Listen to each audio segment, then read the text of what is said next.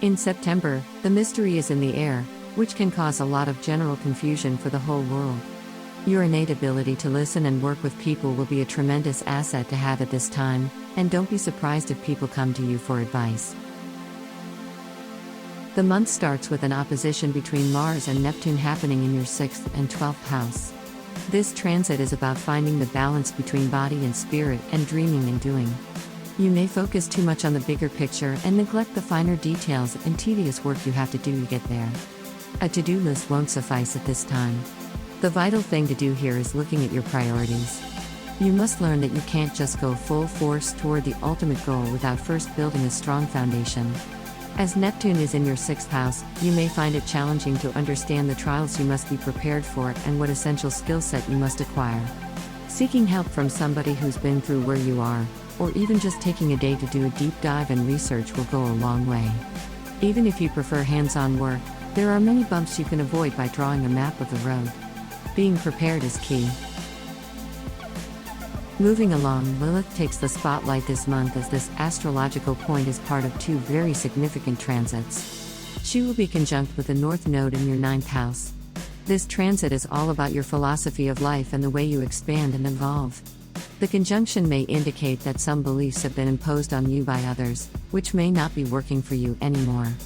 It's time to think for yourself and be afraid to be a little stubborn if you think you are right. As a natural-born peacemaker, you may avoid speaking your truth, afraid you may hurt or offend others. Lilith asks you to check if you have received that same generosity in return. Anyone who may be stifling your voice needs to either go or at least receive a wake-up call. Don't be shy to be the perpetrator of this awakening. Harnessing the courage to stand up for yourself will be the next big step in your journey towards self-mastery. Lilith is also part of a grand trine between Mercury and Saturn. Since you are also an air sign, this is especially significant for you. This trine emphasizes your need for self-expression.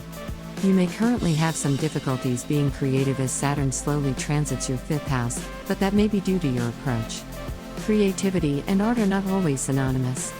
Here it wants to be expressed through your life decisions and what you think is possible. You may be suffering from the tunnel vision syndrome, and you may have to learn to look somewhere else for inspiration. You might have grown too stiff and rigid with your inner child, but you must let it be realized. Truth is, aging doesn't mean you can't have fun. With Mercury hovering your 1st house, you may be compelled to read more or learn something new. Don't just say you want to do something.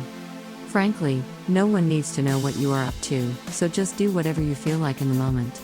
Sing, doodle, revisit a book from your childhood, the options are endless. The best part is that if you take the pressure of sharing your creations with people, there's no need to be scared of disappointing anyone. The new moon of September 6th happens in your 12th house. If you haven't gotten the hint that you need to spend some time alone to reconnect with yourself, this moon will really come to get you. The 12th house is often associated with loneliness and seclusion. This doesn't always have to be morose if we go into this space willingly. Especially with the moon trine Uranus who's been transiting your 8th house, the transit really points at a need for radical transformation. You will only get a real objective look at the person you've become so far if you make the space to be by yourself and stare at the mirror for a while, figuratively, of course, but if you feel like doing it, by all means. Have an earnest conversation with yourself far away from the judgment of others. Give yourself the advice you need to hear like you are talking to your best friend because, in many ways, you are. In the case that you are not that intimate with yourself, why is that the case? Are there any parts of yourself you are ashamed of? These are all questions that will be answered through this new cycle. The month ends on a Piscean full moon closely conjunct with Neptune in your 6th house. The mood of this lunation can be somewhat heavy and tricky to navigate. Especially in your 6th house, this could symbolize a detachment from your regular routine and a general sense of lethargy. It's important to be gentle and let yourself be in that moment. If nothing is time sensitive, then don't be afraid to bail and be lazy for a day, or a few. There's always more time for you to catch up on your responsibilities, and if you try to push too hard past this feeling, it will catch up to you later at a much more inconvenient time. Full moons are generally an emotional time, but since this one happens in a water sign like Pisces is a recipe for a waterfall of tears. Thank you so much for watching. Please give us a thumb up if you liked the video. Subscribe our YouTube channel not to miss the next video horoscope. Visit our website GoToHoroscope.com where you can find actual horoscope for today. Download our apps from Google Play and App Store to have your daily horoscope always on hand.